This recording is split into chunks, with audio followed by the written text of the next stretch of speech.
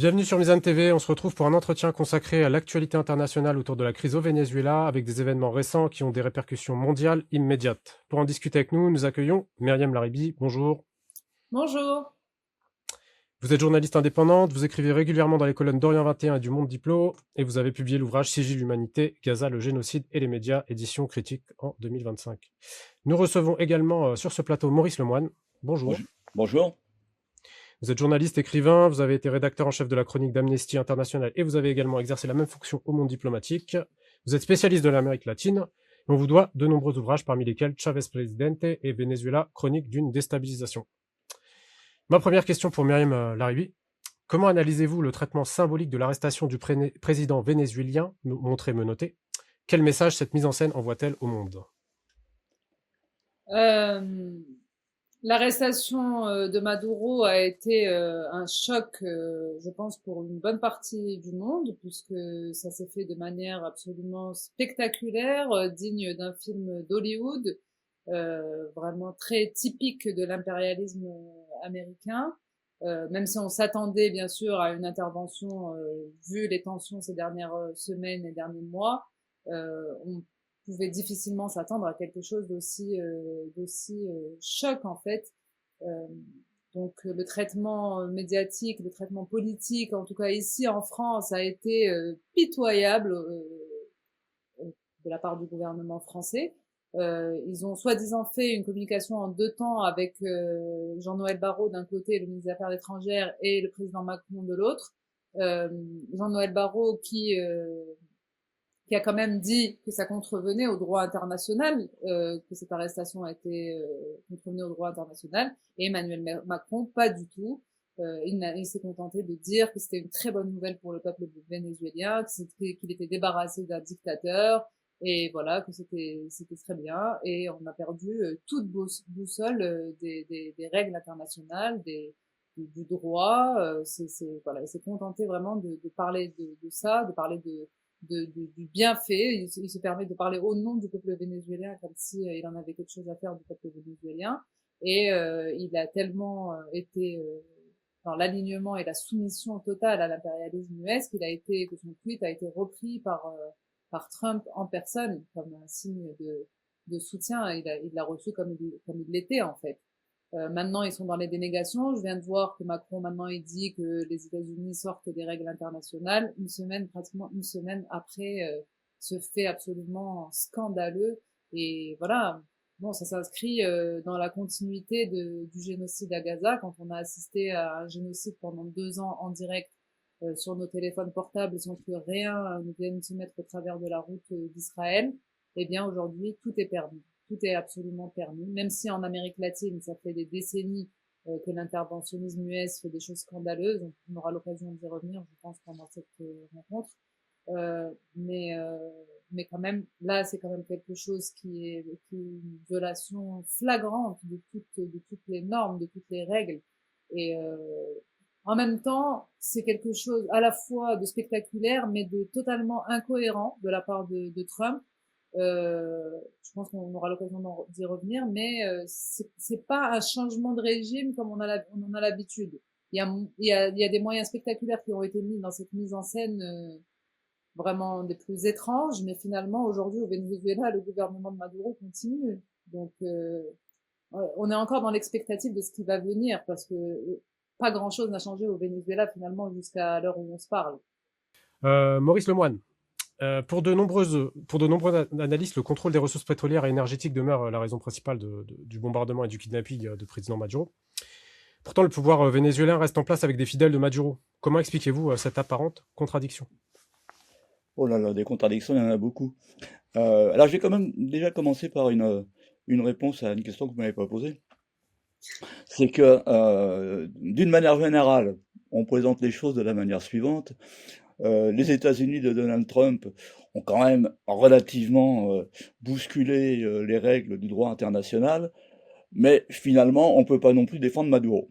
Or, moi, je prétends que Maduro n'est pas un dictateur, et que Maduro, d'ailleurs, objectivement et théoriquement, n'a pas été, alors non pas arrêté, détenu, mais kidnappé, pas officiellement pour le pétrole, mais parce que ça serait un narco-terroriste. ce qui évidemment n'a strictement aucun sens. Et si on revient là-dessus, on peut évidemment étayer.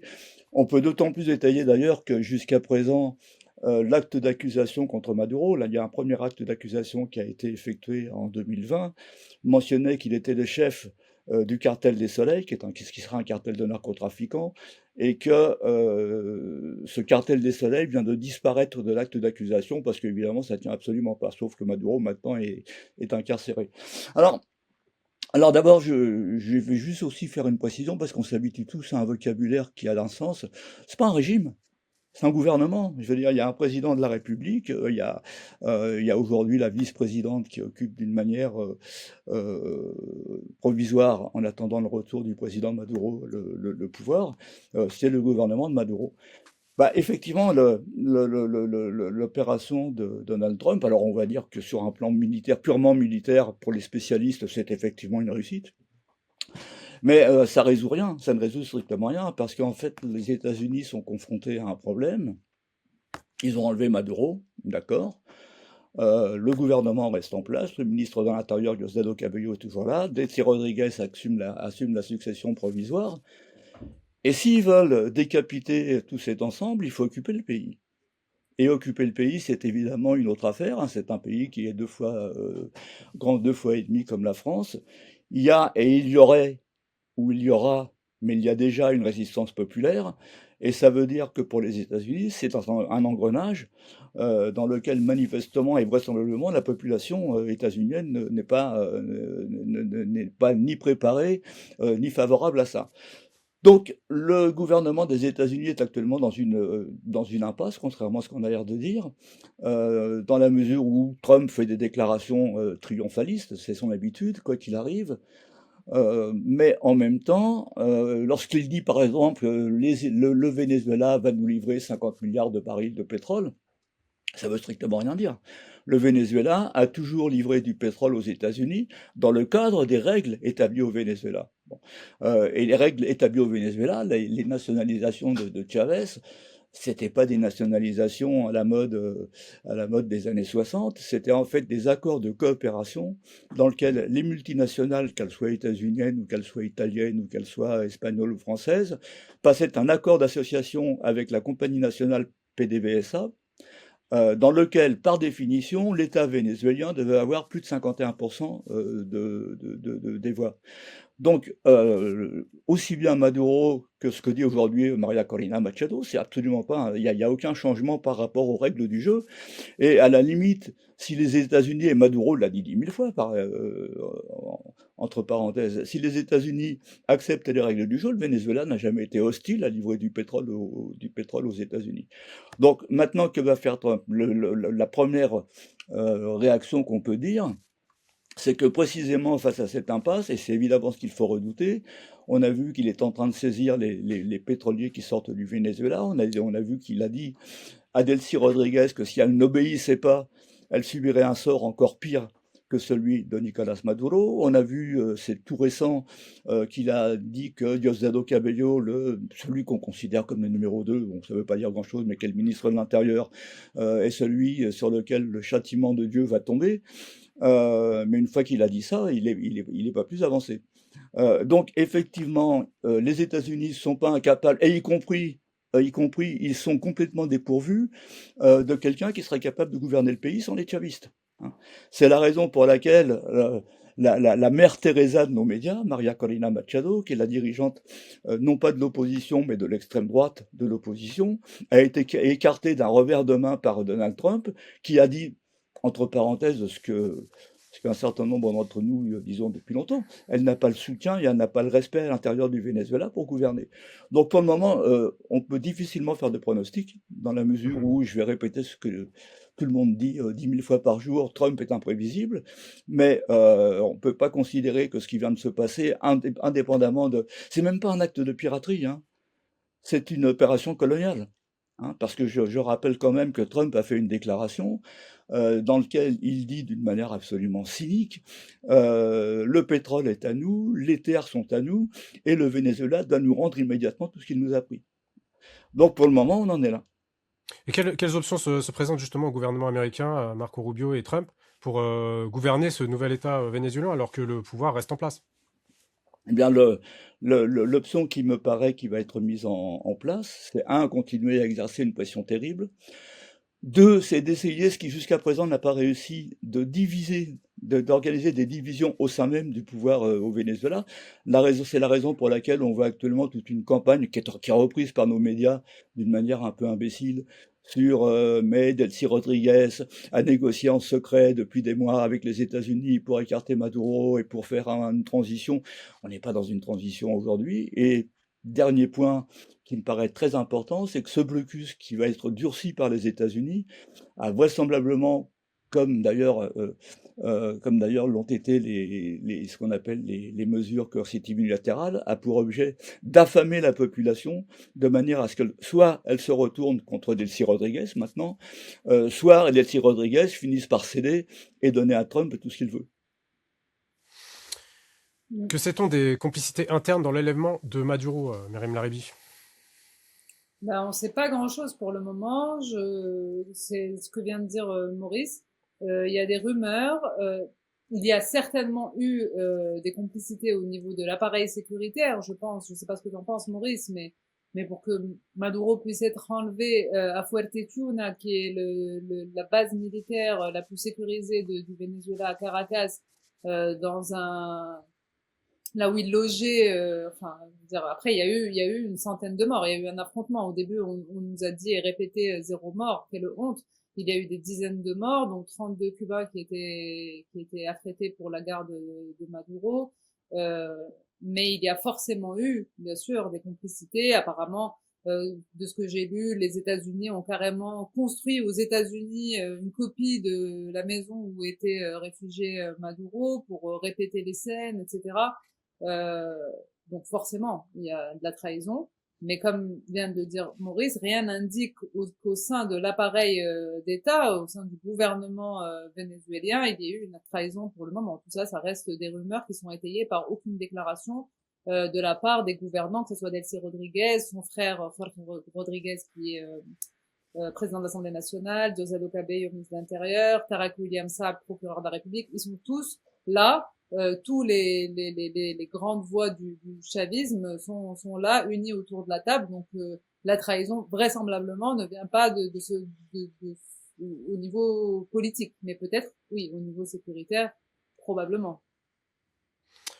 Les relations donc entre le Venezuela et les États-Unis sont mauvaises depuis un certain temps, hein, depuis l'époque de Chavez, donc à peu près 25 ans. Pourquoi cette opération états-unienne intervient-elle que maintenant, Maurice Lemoine? Oui. Alors juste avant, je complète un peu ce que vient de dire Myriam Larrivée, avec qui je suis complètement d'accord. Il y a un élément qu'il faut prendre en compte. Oui, bien sûr, il y a eu une ou des complicités à l'intérieur de l'appareil sécuritaire. Je rappelle que la tête de Nicolas Maduro a été mise à prix 50 millions de dollars et que évidemment c'est un élément extrêmement important du dossier. Sous Biden, il faut préciser que c'était sous Biden. Non, c'était 25 millions sous Biden et c'est 50 millions. Non, non, c'est sous le premier mandat de Trump que la tête Ça a commencé.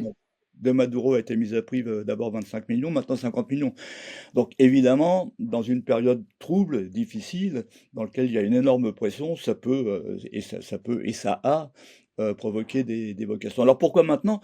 Je dirais que non, ce qui a changé aujourd'hui, c'est les modalités, mais d'ailleurs, vous l'avez dit au départ, c'est depuis l'arrivée au pouvoir de Hugo Chavez, début 1999, que l'agression a commencé, hein. Je rappelle le coup d'État du 11 avril 2002, qui a duré 48 heures. Et d'ailleurs, pardon, à l'occasion de ce coup d'État, il y avait eu également la trahison d'un certain nombre d'officiers supérieurs de l'armée vénézuélienne, dont des très proches de Chavez, hein. À l'époque, il n'y avait pas 50 millions de dollars. Pourquoi maintenant? C'est parce que, sans doute pour deux raisons. La première raison, c'est que la phase de l'opération de Juan Guaido, je ne sais pas si vous vous souvenez, ce président, alors on dit souvent autoproclamé, il ne s'est pas autoproclamé le 23 février 2019. Il faut rappeler que la veille, depuis Washington, le vice-président des États-Unis, Mike Pence, avait appelé la population vénézuélienne, l'opposition vénézuélienne, à descendre dans la rue Et c'est à cette occasion d'une manifestation convoquée depuis Washington que Juan Guaido s'était autoproclamé président du Venezuela. Et il se trouve que cette opération, 3 ans après, 4 ans après, a totalement échoué. Donc, cette tentative s'est montrée complètement déficitaire. Il y a eu une deuxième opération qui a été tentée avec l'intronisation de Maria Corina Machado, dont on a fait, je l'ai dit tout à l'heure, la Sainte Teresa du Venezuela. Peut-être qu'on reviendra sur son cas parce qu'il a été important dans le formatage de l'opinion publique, hein, puisqu'en fait, en grande partie, le refus de reconnaître Maduro dans sa victoire de juillet 2024 à la présidentielle vient du fait que Maria Corina Machado était inéligible, ce qui apparaît absolument ahurissant à l'opinion internationale, à qui je rappelle tout de même qu'en France, Marine Le Pen est inéligible et que ça ne fait pas un scandale, qu'au Brésil, Jair Bolsonaro est inéligible et que ça ne fait pas un scandale, que j'imagine d'ailleurs que Nicolas Sarkozy doit être inéligible à l'heure où nous parlons, que si les États-Unis n'étaient pas une république bananière, Donald Trump aurait dû être inéligible après le coup du Capitole qu'il a fait. Donc, bref. Mais cette opération, d'une certaine manière, a échoué puisque Nicolas Maduro a été déclaré vainqueur de l'élection. Et donc, il ne restait à Trump que l'opération brutale, symbolique, puisqu'on vient de le dire, le kidnapping de Nicolas Maduro ne résout pas le problème. Donc voilà, on vient de passer une étape, et puis aussi, évidemment, l'utilisation de méthodes absolument sans complexe, qui, alors, je vais reprendre une citation de mémoire de Pierre Aski sur France Inter hier, qui était très intéressante parce que c'était en gros Donald Trump met à mal le droit international en s'en prenant au Venezuela, mais aussi à la Colombie, mais aussi au Mexique, mais aussi au Panama. Mais Donald Trump a fait une faute, il a même fait une erreur, il s'en prend au Groenland. Ça veut dire que tant que Donald Trump s'en prenait aux métèques latino-américains, à la limite, ça pouvait passer après quelques critiques, mais le fait qu'il s'en prenne au Groenland, d'un seul coup, rend l'opération beaucoup plus insupportable.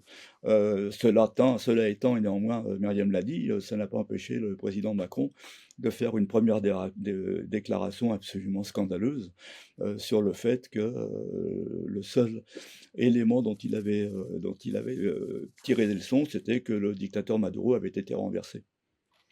Est-il possible que des instances étrangères ou américaines aient pu, pu tenter donc d'assassiner le président Hugo Chavez, qui est mort assez jeune, à 58 ans, il me semble. Bah, les tentatives de coup d'État contre Chavez, il y en a eu. Il y a eu celle de 2002. D'ailleurs, je voulais un peu ajouter du contexte à ce que vient de dire Maurice. En 2002, il y a eu un coup d'État où le président Chavez a été enlevé aussi à l'intérieur du Venezuela pendant quelques jours. Il y a eu une mobilisation énorme dans la rue et de l'armée aussi, puisque c'est une armée populaire qui a permis le retour d'Hugo Chavez. À ce coup d'État était activement complice Maria Corina Machado, déjà, à l'époque. Juan Guaido aussi, donc vient d'évoquer Maurice Lemoine, s'est autoproclamé président du Venezuela, au nez à la barbe du président Maduro, reconnu par tout l'Occident, États-Unis et Union européenne. Il n'a pas été en prison.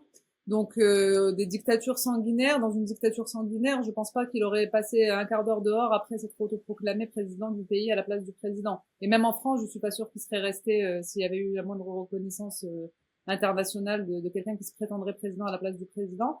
Et oui, bon, il y a clairement un autoritarisme bien plus prononcé sous Maduro que sous Chavez, ça on peut le reconnaître. On peut reconnaître des irrégularités démocratiques, on peut reconnaître un durcissement peut-être de la corruption, etc. Mais parler de dictature ayant commis des atrocités, c'est être totalement en dehors de la réalité du Venezuela. N'importe qui voyage au Venezuela est extrêmement surpris, en tout cas venant de l'Occident, de voir qu'au Venezuela, il y a une vie démocratique comme il n'y en a pas en France. Vous allez dans n'importe quel quartier de n'importe quelle grande ville du Venezuela, dans n'importe quelle petite commune. Moi, je suis allée au Venezuela dans des villages où il n'y a aucune connexion, même pas téléphonique. Il n'y a même pas de téléphone portable. C'est-à-dire que le village a un seul téléphone satellite et dans ce village, chaque semaine, toutes les communes environnantes se réunissent pour décider ensemble de comment on va organiser la vie de la communauté, etc. Il y a une réelle démocratie participative, protagoniste, qui a lieu dans les moindres recoins du Venezuela. Le Venezuela est exemplaire en matière de démocratie locale. Donc, faut pas dire des âneries quand on connaît rien à rien. On peut pas être spécialiste en tout. Ceux qui connaissent pas le Venezuela n'ont qu'à aller au Venezuela pour voir de quoi il s'agit. Tous les gens qui y vont disent oui, il y a bien sûr un durcissement, clairement, mais ce durcissement, il a des raisons aussi factuelles. Il y a bien sûr le facteur corruption, le facteur d'être trop longtemps certainement au pouvoir, c'est jamais très bon. Mais il y a une bourgeoisie qui s'est aussi développée à l'intérieur du chavisme, c'est indéniable, etc. Mais on ne peut pas comme ça employer des mots qui n'ont aucun sens quand il n'y a pas des répressions comme on peut en voir en Égypte, par exemple. En Égypte, la dictature égyptienne ne pose pas de problème à l'Occident. Sisi a été décoré de la Légion d'honneur ici. C'est une hypocrisie sans nom de mettre ça en avant, d'être toujours dans cette espèce d'idéologie comme si il y avait le moindre égard pour le peuple vénézuélien. C'est complètement ridicule puisque s'il fallait se faire ça avec toutes les dictatures du monde, il faudrait avoir un petit peu de cohérence et puis voilà, critiquer les monarchies qui sont soutenues par la France en Arabie Saoudite, euh, aux Émirats Arabes Unis, au Rwanda, le président il est élu avec 98%, la France le félicite, c'est une hypocrisie sans nom tout ça. Et le Venezuela est un pays complexe avec une histoire extrêmement intéressante, avec des expériences extrêmement intéressantes, des erreurs aussi. Mais parler de dictature sanguinaire, c'est être complètement en décalage avec la réalité du terrain. Et je voulais dire autre chose, mais ça m'a échappé, ça va me revenir par rapport à ça. Maurice, Peut-être a-t-on des Maurice, informations tu sur peux ajouter des le choses. décès prématuré d'Hugo Chavez, l'ancien Ah, président sur le, du non, Venezuela? moi j'ai pas de théorie là-dessus. Je pense qu'Hugo Chavez Ouais, est mort malheureusement d'un cancer. Je n'ai pas de preuves d'accord. là-dessus, donc j'ai rien à dire là-dessus. Je pense qu'il avait une santé malheureusement fragile de longue date et qu'il a eu un cancer. Je n'ai pas d'autres théories. Maintenant qu'ils aient voulu le tuer par tous les moyens, ça s'est avéré évidemment. Enfin, je veux dire, il y a eu des tentatives, il y a eu des tentatives d'enlèvement, de coup d'État à son encontre à plusieurs reprises, etc. Lui-même a laissé planer le doute sur l'origine de son cancer, mais n'ayant pas de preuves, moi je vais pas épiloguer là-dessus. Le bombardement a été réalisé donc quelques heures après la visite des officiels chinois au Venezuela. Dans le cadre d'accords énergétiques, faut-il y voir un lien de cause à effet? Sommes-nous en présence d'une guerre larvée entre la Chine et les États-Unis? Sachant que la Chine, je le rappelle, donc c'est le premier partenaire commercial de nombreux pays d'Amérique latine dans l'agriculture, la technologie et les matières premières.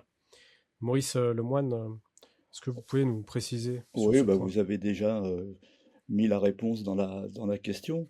Alors non, je pense pas qu'il y ait concomitance en fait entre le fait qu'il y ait des émissaires chinois à ce moment-là au Venezuela, mais ça fait depuis longtemps qu'on sait que Trump veut sortir de son précaré, de ce qu'il considère comme l'arrière-cour des États-Unis.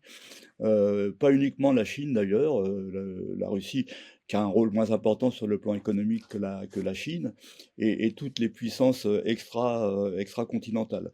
Donc effectivement, ça fait partie de l'ensemble, et c'est aussi la raison pour laquelle, par exemple, lorsqu'il a commencé à établir ses impôts absurdes sur tout le monde, les droits de douane, etc., il a également touché les pays amis, hein, de manière à bien faire comprendre à tout le monde que c'était pas une question idéologique, c'est une question purement économique et de brutalité coloniale. Et là, récemment encore, il a fait passer le message au Venezuela sur il faut arrêter les livraisons de pétrole à la Chine. Donc en fait, il s'agit de reprendre le pouvoir, ce qui va poser un problème important, parce qu'il y a un certain nombre de gouvernements, je pense même à l'Argentine de Milei, qui a des relations avec la Chine. Et donc on va voir qui va obéir. En même temps, il y a évidemment un danger évident pour les gens qui réfléchissent un tout petit peu, je ne parle pas spécialement de nous, mais d'une manière générale, dans l'attitude de Trump, c'est-à-dire qu'il est en train d'expliquer que le continent américain, c'est son précaré et que personne ne doit venir ici. Mais si j'étais un dirigeant chinois et que j'ai l'intention d'envahir Taïwan, par exemple, c'est le moment. c'est le moment, parce que les Chinois pourront très facilement dire face à la communauté internationale ce que font les États-Unis dans leur région, moi je le fais dans la mienne. De sorte que Trump est en train d'ouvrir un boulevard. Je prends le cas de l'Iran. Je ne connais pas l'Iran, je suis pas un spécialiste de l'Iran, mais en imaginant, en voyant l'attitude de Trump, il est évident que l'Iran, se sentant menacé, et là on retrouve un phénomène qu'on trouve dans tous les pays menacés, va tirer la vis par rapport à son opposition, ou à ses oppositions. Donc en fait, c'est effectivement l'attitude de Trump par rapport au Venezuela, mais par rapport maintenant à la Colombie, hein, puisqu'il menace directement le président Gustavo Petro, qui entre parenthèses n'était pas spécialement un ami de Nicolas Maduro, hein. L'attitude du président Petro par rapport à Maduro était très ambiguë. Ouais. Il le menace, il menace directement le Mexique, la présidente Claudia Sheinbaum. Il vient d'organiser dans un silence absolument général, une fraude électorale au Honduras, qui va passer totalement inaperçue, d'abord parce que le Venezuela est en train d'écraser tout, mais de toute façon, personne n'aurait parlé de la fraude électorale au Honduras, où 2 jours avant l'élection, Trump a fait passer un message en disant aux Honduriens, si vous ne votez pas pour le candidat que je soutiens, je vais immédiatement appliquer des représailles sur le Honduras, les représailles en question étant vous savez que 20% du PIB du Honduras vient de ce qu'on appelle les remesas, qui est l'argent qui est envoyé par les migrants honduriens aux États-Unis, et que donc les remesas s'arrêteraient. Et évidemment, ça a eu un poids absolument énorme dans le vote, et dans la mesure où, par ailleurs, 2 membres du Conseil national électoral, de mèche avec les partis traditionnels, ont complètement saboté le processus électoral. Donc en fait, on est dans une opération générale, et je ne sais pas si vous si vous aviez l'intention d'aborder ce point. Je pense qu'une partie de la solution par rapport à Trump, ça va et ça devrait, et on peut souhaiter que ça vienne également de l'intérieur des États-Unis. Parce que cette politique agressive s'exerce également à l'égard des Américains eux-mêmes, hein. Je veux dire, un certain nombre de républicains, d'ailleurs, sont en train de se diviser, hein. Le fameux clan MAGA est en train de se diviser. Les démocrates, qui jusqu'à maintenant étaient dans une somnolence absolument phénoménale, sont en train de se rendre compte du danger de ce type, qui, par exemple, vient de se livrer à une opération de guerre sans même avoir consulté le Congrès, ce qui, d'un point de vue constitutionnel aux États-Unis, commence à poser des problèmes quand même. Par rapport à la facilité qu'ont les médias et les politiques occidentaux à traiter n'importe quel président qui leur convient pas de dictateur en Amérique latine notamment, il faut aussi, c'est pour compléter un peu ce que je disais tout à l'heure, parler quand même d'une des choses les plus importantes qui font que les tensions s'exacerbent dans ces pays-là. Ce sont les sanctions américaines. On peut pas faire cette émission sans parler des sanctions qui étranglent les pays latino-américains, notamment Cuba et le Venezuela depuis beaucoup plus depuis 2013, mais depuis le début en fait. Dès qu'un gouvernement ne leur convient pas, ils appliquent des sanctions avec l'extraterritorialité des lois américaines qui s'appliquent, c'est-à-dire que dès que n'importe quel pays n'applique pas les sanctions qui sont imposées par les États-Unis, il en paye des conséquences. Donc tout le monde est un peu contraint d'appliquer ces sanctions, et cela étrangle le pays. C'est pour ça qu'au Venezuela, on a vu cet appauvrissement, ce flux continu de gens qui ont fui le pays, etc.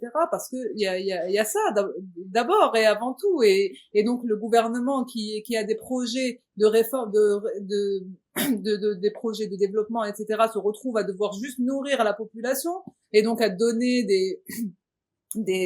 voilà, de subventionner l'alimentation, etc. Au Honduras, dont vient de parler Maurice, en plus des menaces américaines continues, dès qu'il y a un gouvernement qui leur plaît pas, il faut savoir que il y a le capitalisme aussi derrière ça. Le capitalisme est quand même le nœud, le principal ennemi de l'humanité et de toute forme de changement dans le monde, puisque le Honduras est étranglé par ce qu'on appelle les tribunaux d'arbitrage internationaux. C'est la clé de voûte du capitalisme. C'est important que les gens se renseignent sur ce que sont les tribunaux d'arbitrage. C'est-à-dire que une entreprise multinationale peut poursuivre des États en justice et les ruiner littéralement. C'est le cas du Honduras qui est poursuivi par une société Prospera qui, sous un président précédent, avait obtenu un marché pour exploiter une île au large du Honduras pour en faire une smart city, etc. Ça a été revu par la présidente actuelle Castro, et le pays est poursuivi et il réclame 11 milliards de dollars. C'est pour 11 milliards de dollars à l'échelle du Honduras, ils peuvent fermer le Honduras, mettre les clés sous la porte et c'est terminé en fait. S'ils doivent payer ces 11 milliards à ces tribunaux d'arbitrage qui n'ont aucune légitimité, dont les protagonistes sont des avocats d'affaires, etc. Donc en fait, le capitalisme et l'impérialisme US sont vraiment le mal absolu. Ces gouvernements doivent se démener dans un monde extrêmement hostile et extrêmement agressif en fait envers toute politique qu'ils souhaiteraient mener. Donc ils sont obligés de parer au plus urgent, de nourrir leur population, d'essayer de voilà, et donc toutes les voies contestataires, eh bien oui, c'est après il se développe un autoritarisme. J'essayais pas de justifier ça, j'essayais juste d'expliquer comment on passe d'un projet démocratique comme celui de Chavez, qui était un démocrate. Je veux dire, je défie qui que ce soit de venir me dire qui Chavez a muselé en termes de médias, etc. Il y avait une liberté, les médias dominants au Venezuela sous Chavez étaient majoritairement anti-Chavez. Il le caricaturait sous forme de singe, de porc, etc. Il y avait une liberté d'expression, etc.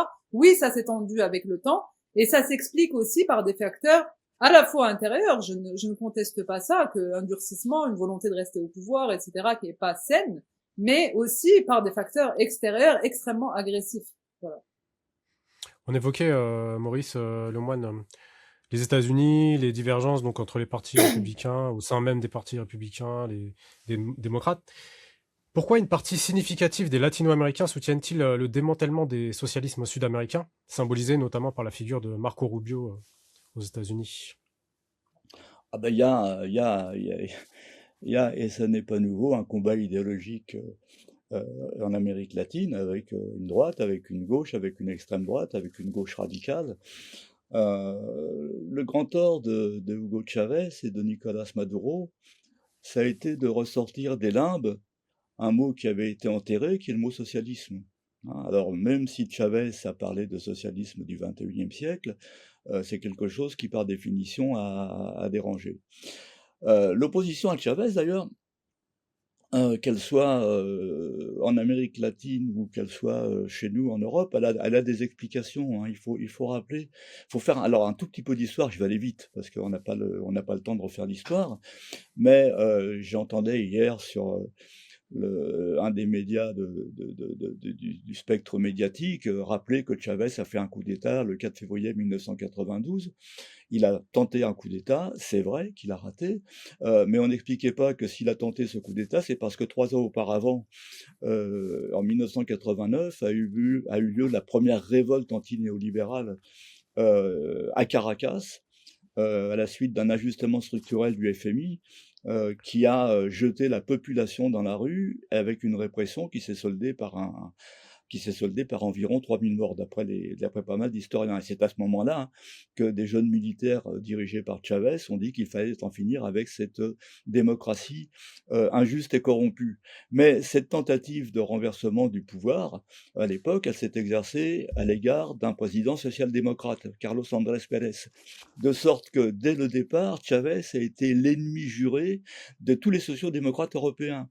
Je rappelle que Carlos Andrés Pérez, depuis le Venezuela, finançait les campagnes électorales de Felipe González en Espagne. Donc Chavez, c'est l'ennemi déjà des sociaux-démocrates.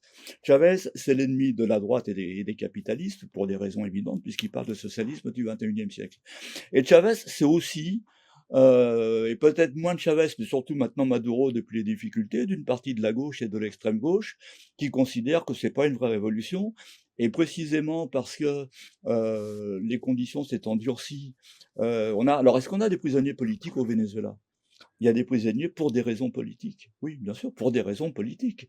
Myriam l'a évoqué, elle l'a dit. Je veux dire, dans n'importe quel pays, lorsque vous avez une Maria Corina Machado qui appelle à une intervention militaire étrangère dans son propre pays, qui appelle à ce que l'on bombarde son propre pays, qui en appelle à la responsabilité de protéger dans n'importe quel pays. En France, c'est l'article, je crois, 411 et quelque chose du code pénal, c'est 30 ans de prison. C'est une collaboration avec l'ennemi. Là, aujourd'hui, le gouvernement, donc dirigé maintenant par Delcy Rodriguez, vient de faire passer une loi de commotion interne, et j'ai vu, je lisais Le Monde d'hier soir, qui s'indigne parce que Delcy Rodriguez a passé un décret de commotion interne qui sanctionne les gens qui appuient l'intervention américaine.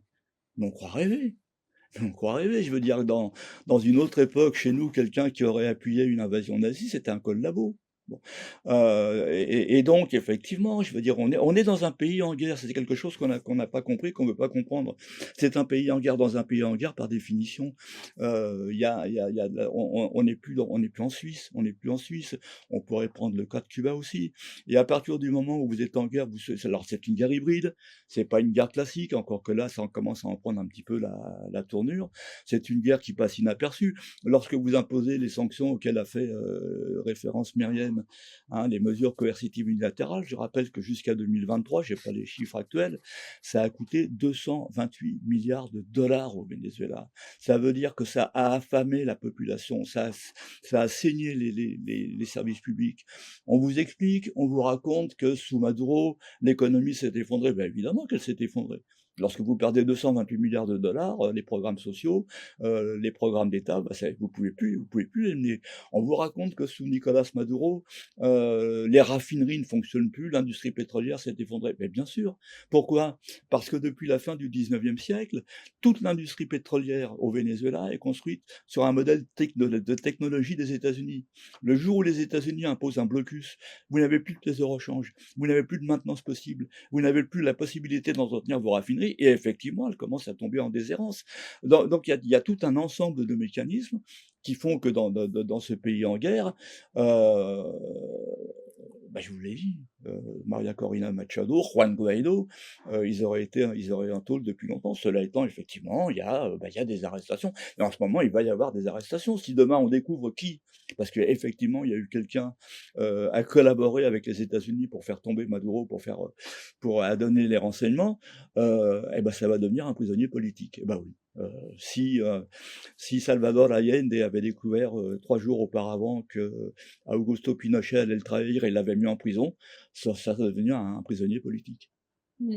J'ajoute à ça, si je peux me permettre, que certainement ce qu'on peut considérer comme une erreur de la révolution bolivarienne du chavisme, ça n'a été une erreur. En fait, de toute façon, le jugement moraux là-dedans, chacun a son propre jugement, mais on peut considérer qu'il aurait fallu, eu égard à ce que vient d'expliquer Maurice, développer l'industrie pétrolière vénézuélienne, former des ingénieurs, développer l'autonomie industrielle du Venezuela pour qu'il n'ait plus besoin de ça. Sauf que Hugo Chavez, le Venezuela étant dans une situation catastrophique, le taux d'alphabétisation était d'analphabétisme était stratosphérique quand il arrive au pouvoir. La misère, il a sorti des millions de personnes de l'extrême pauvreté. La priorité a été de redistribuer l'argent du pétrole, la rente pétrolière au peuple, pour le faire sortir de l'extrême pauvreté, de l'analphabétisme, de maladies soignables, tous les problèmes de vue, etc. Il y a eu des millions, des centaines, de missions civiles qui étaient consacrées à la santé, à l'éducation, etc. Il a misé là-dessus avant de miser, c'est un choix, avant de miser sur l'autonomie de l'industrie pétrolière et de l'économie vénézuélienne, ce qui les a maintenus malheureusement, en ayant fait ce choix, ce qui les a maintenus dans une dépendance qui fait que les sanctions ont encore plus d'impact que dans un pays qui aurait eu une souveraineté industrielle, disons. Voilà. Je sais pas si... Ouais, pour rebondir là-dessus, le bolivarisme, donc, il a exercé une grande influence, et il exerce toujours une grande influence sur les mouvements anti-impérialistes sud-américains. Maurice Lemoine, est-ce que vous pouvez nous définir pour les auditeurs donc ce qu'est le bolivarisme et ses idées principales? C'est pas une question simple. En fait, qu'est-ce que c'est? On pourrait parler d'un mouvement national populaire, hein. C'est-à-dire qu'en fait, c'est à la fois un mouvement anti-impérialiste, revendiquant la souveraineté nationale, revendiquant le refus des dominations extérieures, et évidemment en particulier puisqu'on est au Venezuela des États-Unis, et qui en même temps a fait un choix délibéré de justice sociale, hein. Ça paraît très très simple, mais en fait c'est ça Chavez au départ. Par exemple, je vais prendre un exemple. Lorsque Chavez donc est renversé très brièvement en 2002, c'est parce qu'il a fait passer 49 décrets-lois. Bon, l'un de ces décrets-lois, alors c'est pareil d'ailleurs, c'est même pas une nationalisation des ressources pétrolières, c'est l'interdiction de privatiser les ressources pétrolières. Et c'est effectivement l'établissement de règles du jeu dans lesquelles l'État va par définition avoir la majorité dans des accords d'association, hein. Bon, ça c'est ça. Mais je vois par exemple ici chez nous, les Verts sont dressés contre Maduro et contre Chavez, hein, c'est l'ennemi. L'une des raisons pour lesquelles on a tenté de le renverser en 2002, c'est parce qu'il avait fait passer une loi de la pêche. Il avait fait passer une loi de la pêche interdisant la pêche industrielle à proximité des côtes du Venezuela pour protéger, d'abord comment on appelle ça, pas la faune, les poissons, on va dire, tiens, je vais dire très très vite, et puis pour préserver la pêche artisanale. Mais alors ça, c'était en 2002, mais c'est ce que préconisent aujourd'hui les Verts et les écologistes. Et il a fait passer une loi de réforme agraire, ça paraît, je veux dire, c'était pas de la révolution avec le couteau entre les dents, c'était des règles extrêmement simples, que, y compris un gouvernement social-démocrate devrait prendre s'il était encore social-démocrate. Donc en fait, le chavisme, c'est ça, et évidemment, il faut y rajouter un élément sur lequel tout le monde fait silence, Myriam l'a évoqué très, très rapidement tout à l'heure, c'est le choix de la démocratie participative. Alors, on peut dire ça paraît bon, d'accord, la démocratie participative, mais non, non, non, non, non. Le Venezuela est sans doute l'exemple l'expérience la plus avancée aujourd'hui de démocratie participative. Vous avez au Venezuela, alors c'était le rêve, c'était l'ordre de Chavez, hein, puisque lorsque Chavez a su qu'il allait sans doute disparaître et qu'il a expliqué que c'était Nicolas Maduro qui devait être élu pour continuer sa politique, son mot d'ordre c'était comuna o nada, la commune ou rien. Et il a dit à Nicolas Maduro, je te recommande les communes comme je te recommanderais ma propre vie. Lorsqu'on examine le Venezuela aujourd'hui, il y a au Venezuela de l'ordre, parce que ça change un peu tous les jours, de 49 000 conseils communaux et près de 5 000 communes. Mais des communes, c'est pas des communes de 3 Pékins, non, c'est des communes qui vont de plusieurs centaines à plusieurs milliers de personnes, qui tentent une démocratie participative dans laquelle des autogouvernements populaires dans tous les quartiers, et les quartiers populaires, évidemment, plus que dans les autres, dans les campagnes, dans lesquelles la population gère son quotidien et qui, tous les 4 fois par an, organise un référendum auquel peut participer tout le monde, nos chavistes et non-chavistes, dans lequel on définit quel est le projet prioritaire, et une fois que ce projet a été élu, le pouvoir le finance, hein. C'est-à-dire qu'on est à la fois dans une démocratie qui est verticale, parce qu'effectivement le rôle du chavisme est assez vertical, mais en même temps horizontal. Et en particulier, on a là un maillage du territoire qui explique que, par exemple, hier, il y a eu des dizaines de milliers de ce qu'on appelle des communards, hein, les comuneros, c'est les communards, qui sont venus à Caracas manifester pour réclamer la libération de Nicolas Maduro. Alors, c'est réduire ça à un régime autoritaire, réduire ça à une dictature, ça n'a évidemment aucun sens. Sauf que, et y compris la gauche chez nous, s'est totalement désintéressée de cette expérience des communes, qui n'était pas en train de, comment vous dire, c'est pas un fait majoritaire au Venezuela, mais c'est quand même une tentative qui est particulièrement intéressante. Myriam Laribi, j'aimerais aborder une autre question. Donc, il y a toujours eu des rapports de force internationaux basés sur la pression militaire, souvent présentés sous un vernis conforme au droit international. Avec le Venezuela et Gaza, ce vernis a totalement disparu. Comment analysez-vous cette évolution?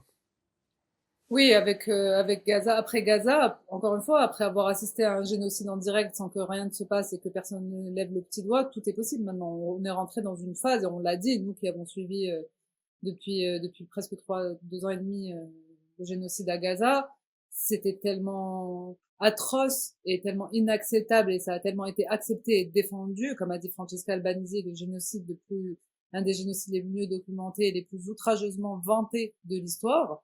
On a confirmé l'entrée du monde dans l'ère de la vérité alternative, de la post-vérité, dans l'absurde absolu. Après, j'y vois en fait à la fois une rupture, oui, une rupture de ton, ça c'est certain, une rupture peut-être dans la méthode récente, dans l'époque récente, il y a quand même l'enlèvement de Maduro, quand même ça faisait un petit moment qu'on n'avait pas vu ça, mais si on va dans une période un peu moins récente, c'est-à-dire le XXe siècle, au Chili, ils ont bombardé Allende, l'autre 11 septembre quand même, le 11 septembre 73, où ils ont bombardé le palais présidentiel au Chili et assassiné le président chilien, socialiste et avant-gardiste aussi. Donc il y a une continuité. La différence entre, par exemple, la guerre en Irak, l'Afghanistan et là le discours de Trump au Venezuela, c'est qu'il est totalement dénué de tout le vernis idéologique, civilisationnel dont va apporter la civilisation et la démocratie dans ces pays-là. Ça, Trump, il en a rien à cirer.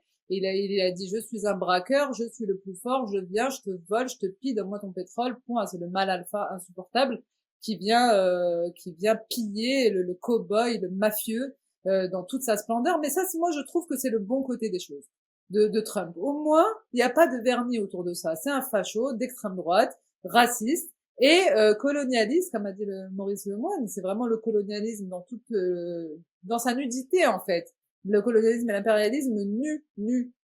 Et ça, c'est parfait. Et d'ailleurs, les Européens, ils sont complètement perdus là-dedans. Ils sont complètement perdus. Et Macron a essayé d'expliquer à Trump ce qu'il fallait dire. Non, ce qu'il faut dire, c'est bravo, Nicolas Maduro, dictateur, tu les as débarrassés de ça. Essaye de dire ça plutôt, parce que c'est à ça, c'est à ça à quoi on a habitué nos moutons, en fait.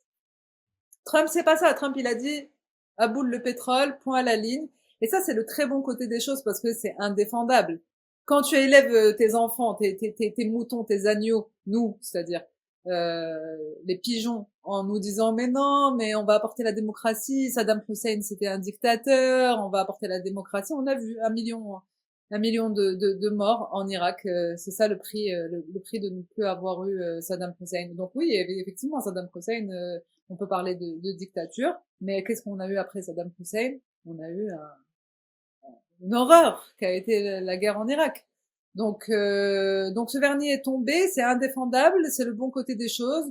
Je pense que Trump court à sa perte. Alors là, avec l'assassinat hier d'une poétesse dans sa voiture, bon, alors là, je pense il est vraiment foutu. Mais sa base ne le suit pas du tout, que ce soit sur Israël. D'ailleurs, j'invite vos auditeurs à, à lire le dernier article de Serge Halimi, enfin, c'est pas le dernier, mais en décembre, dans le monde diplomatique, qui s'appelle Même les Américains se lassent d'Israël, vraiment remarquablement documenté, qui montre que toutes les tendances aux États-Unis sont hostiles aujourd'hui à Israël, que ce soit chez les démocrates, chez les républicains. Donc la base de Trump se questionne vraiment sur le soutien inconditionnel à Israël et la manière dont Israël tient le pouvoir américain, c'est-à-dire le Congrès américain, avec 65% des représentants du Congrès tenus par Israël, financés à coût de centaines de milliers de dollars, payés, achetés. Trump lui-même est acheté. Myriam Adelson a donné des centaines de millions de dollars à la campagne de Trump. Elle lui en promet encore pour soutenir la colonisation et l'occupation de la Palestine. Il y a ça, et il y a aussi Trump a été élu sur la promesse de ne pas intervenir dans le monde. Donc ce qu'il est en train de faire là, c'est une très grave erreur qu'il est en train de commettre par rapport à sa base. Sa base va le lâcher parce que il y a vraiment, il commence à se passer des choses. Donc on peut être effrayé, effectivement choqué de ce qui vient de se passer, humilié aussi parce que je tiens à dire ça aussi. Je l'ai dit déjà hier dans une émission, mais moi, personnellement, j'ai vécu l'arrestation et l'enlèvement de Maduro comme une humiliation Comme d'ailleurs tout comme Saddam Hussein que je détestais. Enfin, j'étais jeune à l'époque, mais c'était un dictateur. Mais la pendaison de Saddam Hussein, je l'ai vécu comme une humiliation. Je vais vous expliquer. Je pense que, vous voyez, Macron est très bas dans les sondages. Il est très contesté en France. Personne ne souhaite qu'il reste. Tout le monde veut qu'il a hâte d'être à l'époque d'après. Il y a eu des manifestations montres, etc. Mais je pense que si une puissance étrangère impérialiste venait kidnapper Macron à l'Élysée, je suis pas sûre que beaucoup de Français valideraient ça. Vous voyez, je pense que les gens se sentiraient personnellement humiliés, même s'ils détestent Macron. Je sais pas si vous voyez le Ils ont ressenti. humilié le peuple C'est une vénézuélien et les humiliation peuples du du peuple, Sud. oui. Quelle que soit l'opinion du peuple sur le président, mais venir t'enlever le président à l'Élysée, une puissance étrangère qui a rien à voir avec toi, qui vient, non, non, c'est pas quelque chose d'acceptable. Est-ce que vous avez quelque chose à rajouter, Maurice Lemoine, sur cette question-là? Non, non, ce que évidemment il faudrait rajouter, c'est toute la campagne qui a été menée par l'administration Trump pour diaboliser Nicolas Maduro, parce que ça fait quand même des mois et des mois et des mois que je lis et que j'entends, que je lis dans nos médias et que j'entends quasiment toutes les chaînes d'information. Je vais prendre un exemple type, c'est le site internet de Radio France Internationale, dans lequel systématiquement vous avez la phrase Nicolas Maduro, accusé d'être le chef du cartel des soleils, ce que Maduro dément. Mais attendez, c'est pas du journalisme, ça. C'est pas du journalisme. Le journalisme, ça consiste à dire, c'est vrai, Nicolas Maduro n'est pas le chef du cartel des soleils, et de prouver pourquoi ce cartel des soleils n'existe pas. Alors, toutes les accusations qui ont été portées contre Maduro dans ce domaine, elles sont démenties par les rapports des organismes qui sont concernés, hein. Donc, je vous l'ai dit tout à l'heure, je crois, en démarrant cet entretien, l'accusation de chef du cartel des soleils, bah, elle vient de disparaître. Hein, c'est-à-dire que Maduro est incarcéré, est embastillé, et puis finalement, alors peut-être que parce que pour le jugement, ça tiendrait tellement peu que parce que vous prenez tous les alors je vais enfoncer une porte ouverte. Normalement, je pense que tout le monde le sait, ou tout le monde maintenant, mais c'est pas sûr.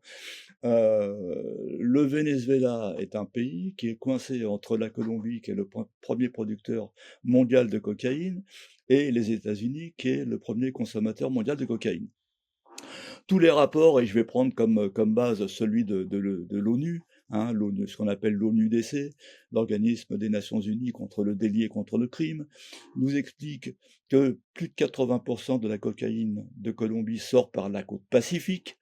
Et je rappelle à ceux qui n'ont pas de carte sous les yeux que le Venezuela n'a pas de côte sur le Pacifique, qu'environ 7 à 8% sort par l'Amérique centrale et qu'environ 5% passe par le Venezuela. Donc, il y a 5% qui passent par le Venezuela, où ils bénéficient de complicité, ça peut être de militaires, ça peut être de policiers, qui détournent les yeux quand ça passe, qui touchent une commission, etc.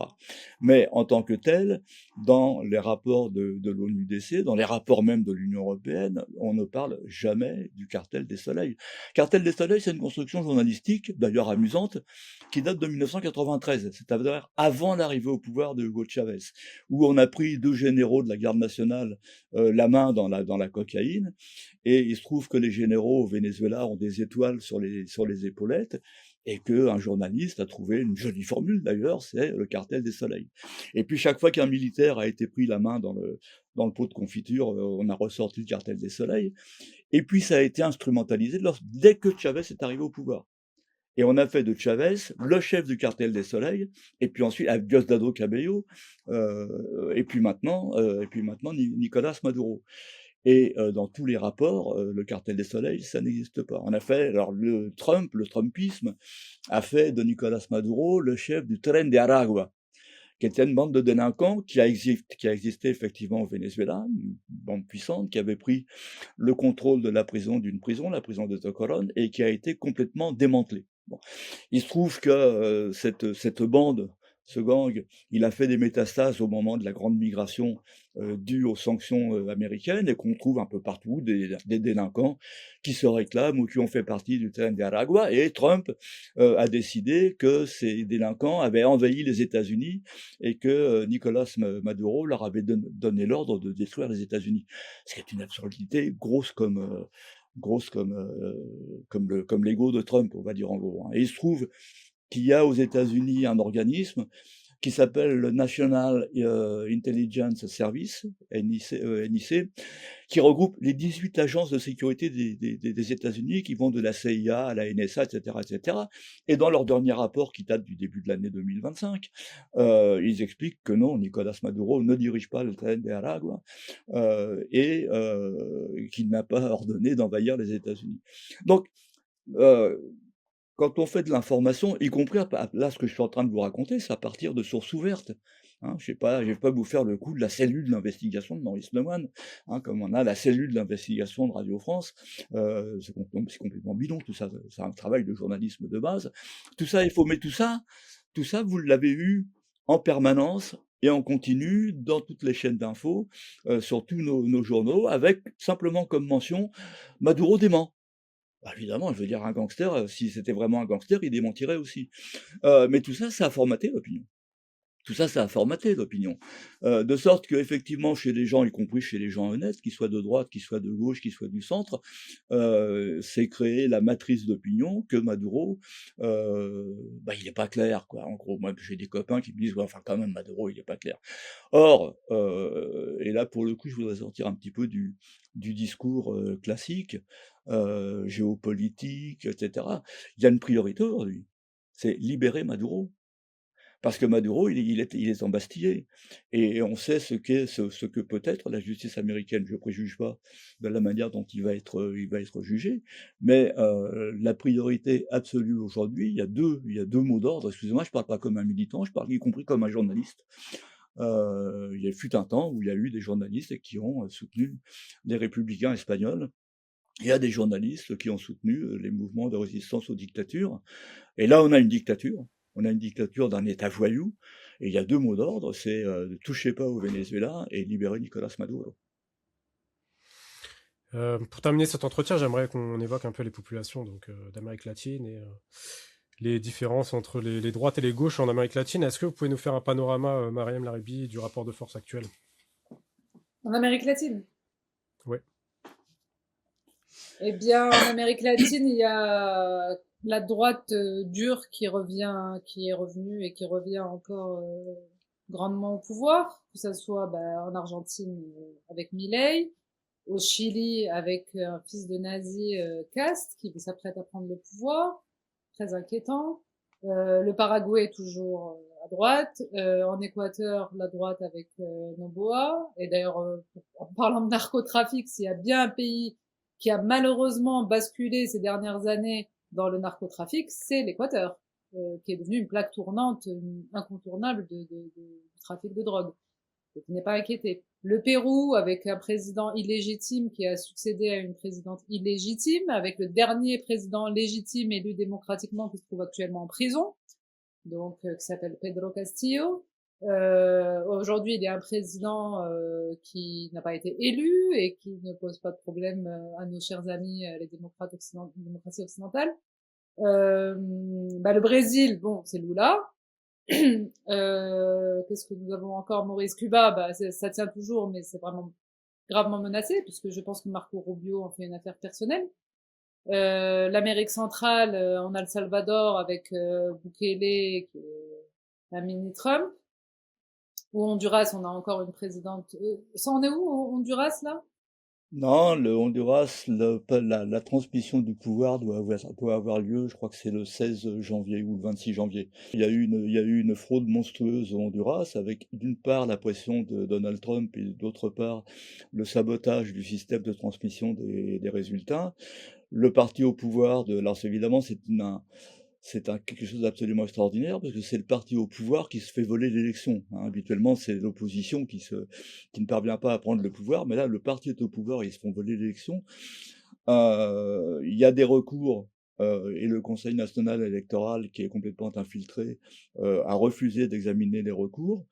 Et là aussi, si on revient au Venezuela, souvenez-vous que la grande contestation de l'élection de Nicolas Maduro en juillet 2024, c'était que, à la suite des contestations de la droite radicale qui prétendait avoir gagné, avec son propre compte, son propre décomptage, le pouvoir vénézuélien n'a pas montré les procès-verbaux qu'on lui réclamait. Or, il se trouve qu'au Honduras, actuellement, vous avez le Parti Libre, et donc Liberté et Refondation, qui est au pouvoir, du parti de Manuel Zelaya, qui avait déjà été renversé en 2009, et de son épouse Xiomara Castro, qui réclame l'examen des procès-verbaux et qui lui est refusé.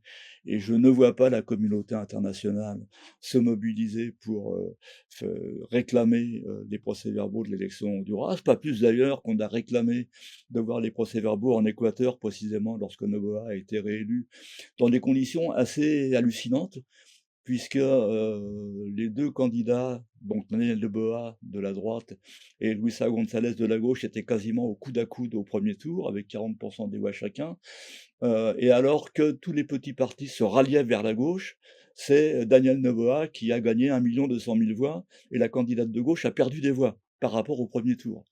Et donc là aussi, en particulier, depuis Bruxelles, l'ex-président Rafael Correa a demandé un recomptage qui a été refusé, et on n'a pas non plus entendu la communauté internationale se mobiliser comme sur le Ouais, Venezuela. c'est 2 poids 2 mesures habituelles. Et puis, alors il y a évidemment maintenant le cas de la Colombie. Ouais. La Colombie où, dans des conditions difficiles, le président Gustavo Petro, qui par ailleurs n'est pas parfait, mais s'est attaqué à une tâche énorme. De son grand projet, c'était la paix totale, puisqu'on sait qu'il y a encore des guérillas récurrentes en Colombie, qu'il y a encore des paramilitaires. Bon, il est dans des difficultés extrêmes, il a tenté des réformes sociales, et il est complètement bloqué par la droite qui domine le Congrès.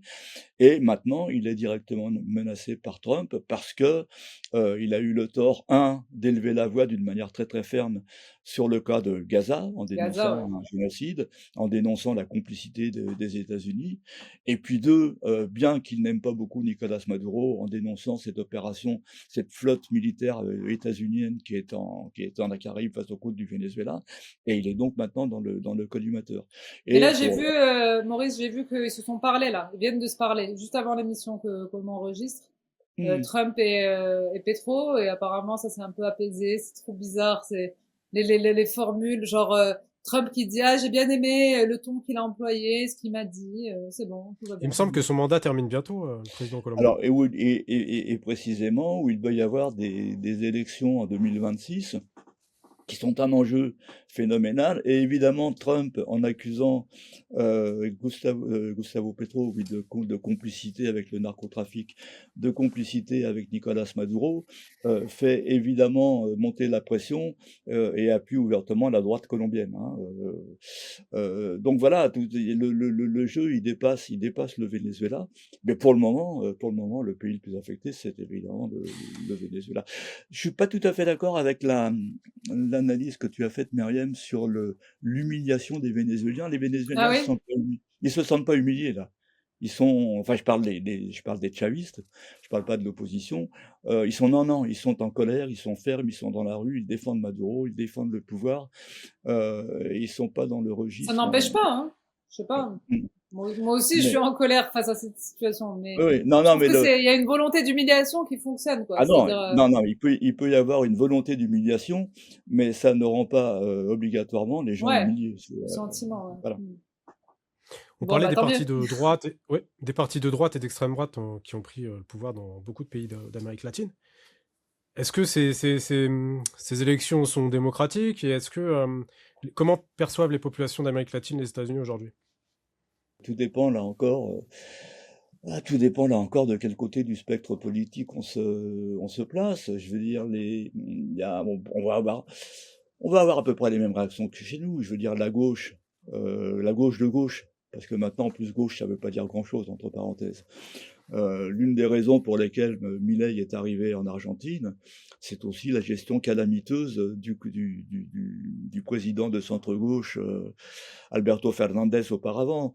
Si José Cast, c'est pas Juan José, c'est José Antonio Cast, enfin j'ai oublié son prénom, arrive au pouvoir au Chili, c'est aussi en partie grâce à la gestion calamiteuse de Gabriel Boric, Boric, ouais. le président social-démocrate donneur de leçons. Je veux dire, il s'est beaucoup plus occupé de dénoncer le Venezuela et Cuba Ouais, que de s'occuper de son propre pays. ouais, c'est clair. Je veux être méchant, mais les Vénézuéliens, les Chiliens, lorsqu'ils l'ont élu, ils pensaient à Salvador Allende, et Bah oui. ils ont eu Gabriel, ils ont eu Cohen-Bendit, hein, en gros. C'est clair.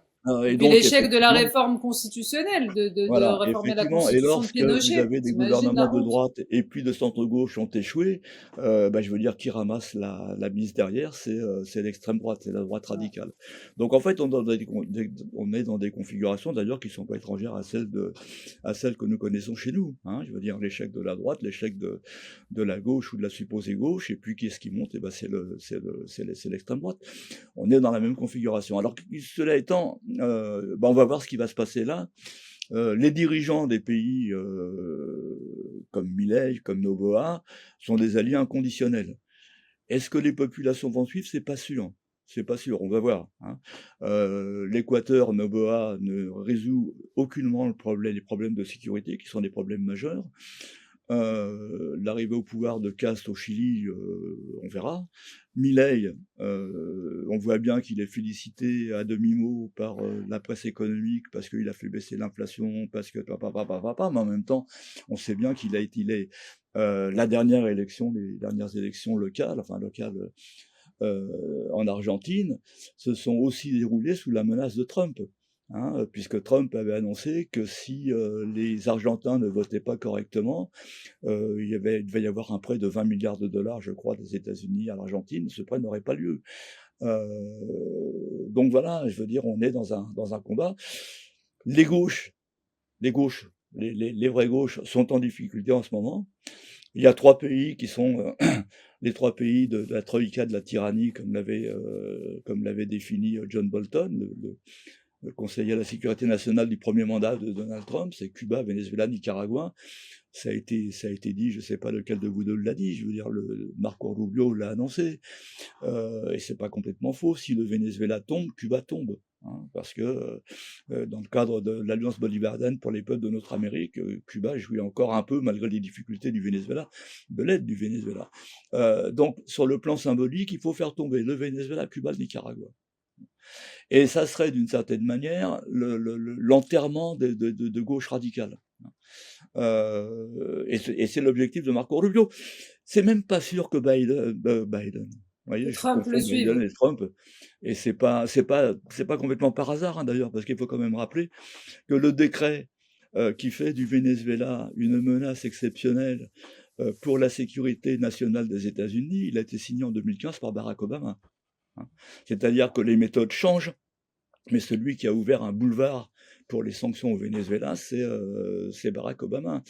Donc si ces 3 pays tombent, c'est d'une certaine manière la manière de dire, bon écoutez, la gauche, c'est pas possible en Amérique latine.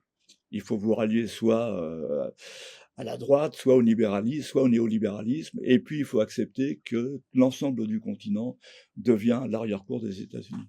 Bah, merci à vous deux pour ces éclairages. C'est la fin donc de cet entretien. Je remercie donc nos auditeurs pour leur écoute. Pensez à partager cette émission, à vous abonner, activer la cloche des notifications. Vous pouvez nous faire un don, le lien est en description. Et je vous dis à tous donc à très bientôt sur Mizan TV.